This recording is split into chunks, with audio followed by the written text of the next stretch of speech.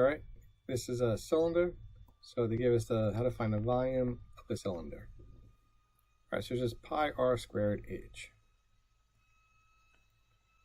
So bottom is a circle, so you have a radius, you have a certain height. So you might recognize this is just pi r squared, which is the area times the height. So you can also multiply the area of the circle, the base, times the height. And that's true for all prisms.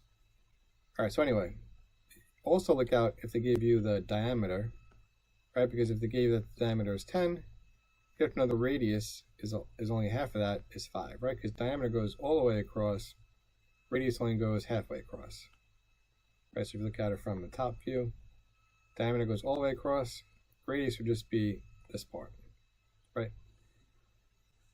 All right, so let's just do an example. Let's say that the radius is 6 and the height is 10. Volume is pi r squared h. Volume is pi 6 squared h. A lot of times the answer is going to have pi in it, so you don't multiply it. Just do 6 squared, which is 36. I'm sorry, this h, we know what it is 10. So it's pi 6 squared times 10.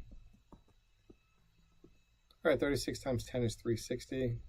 So the volume is 360 pi.